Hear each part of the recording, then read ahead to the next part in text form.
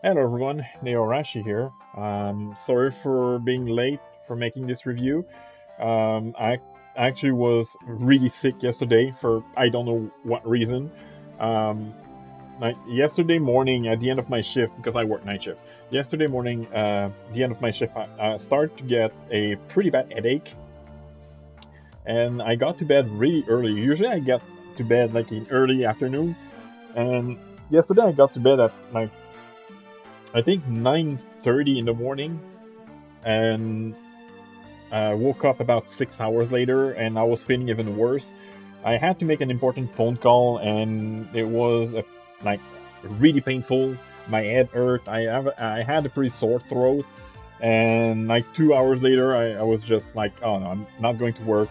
So I called in. I didn't even call in sick. I texted in sick. I that was how bad I wasn't able to talk, and I had to take every ounce of energy left just to go to the drugstore and buy some medicine. That was how bad it was. I didn't even have the energy to make an announcement like I wanted to do, like not even a text announcement on like a uh, post on YouTube. Anyway, um, today's review is going to be about something that will probably not um, surprise you, given that I've got this one pretty late, but I read it recently. And it is volume 17 of Laid Back Camp. Volume 17 was not the best, but still worth an easy 10 out of 10 because, again, it's my favorite series of all time. And this one is one of the volumes that, tied with volume 11, probably has the least amount of main characters seen in the series. In this volume, we only see Nadeshiko and Anna as the two, uh, like the two main character out of the five, and we only see one of the two new, like support character, Anna. And this volume is all about the trip they started at in volume 16. And I would say out of the few volume that only features uh, two main character, this is the better one. Volume 11 was not the best. Actually, probably was the worst of the few volume that features only two main character. Uh, well, there's only like two of them, volume 11 and volume 17. There are a couple of volume that focus on um, like not a full cast, like volume 6, which focused on Ena, Aoi, and Shiaki, but this one really focused on the three you see on the cover. Um, I really like the overall interaction between the three main character. I love how, despite me not liking the more recent focus on traveling over camping, this one actually has a stronger focus on camping. I think they still travel a fair bit and visit places outside of camping, but they really are more. I think I didn't count, but it did feel like this volume had a stronger focus on the camping part of their trip. They actually in this volume they actually sleep uh, 2 nights in um, two different camping area. So this is the first. I might be wrong because it's been a long time since I read the other volumes, but I think this is the first time since the Izu trip in volume 8 and 9 that we do get a multiple night camping trip, which is pretty cool. Even the trip that take like an entire and sometime volume and a half, uh, like the trip in volume 11, it's always only one night. So the fact that this one actually were 2 nights was pretty cool.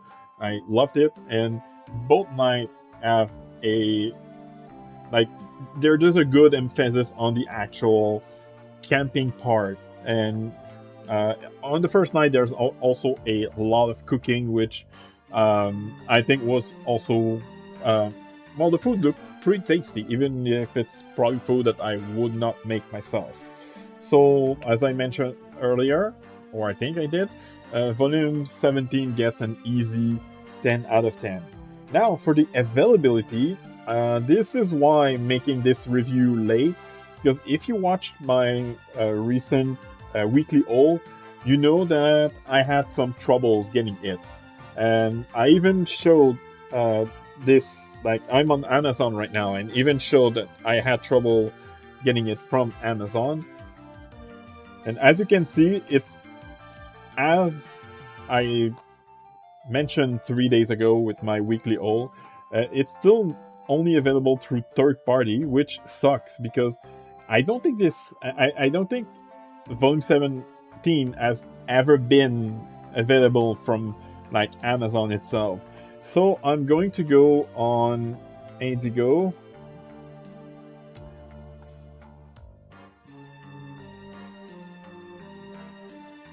Okay, so no, I don't want to sign in, at least not right now. Laidback Camp 17. Okay, there it is. I don't know why it says Afro.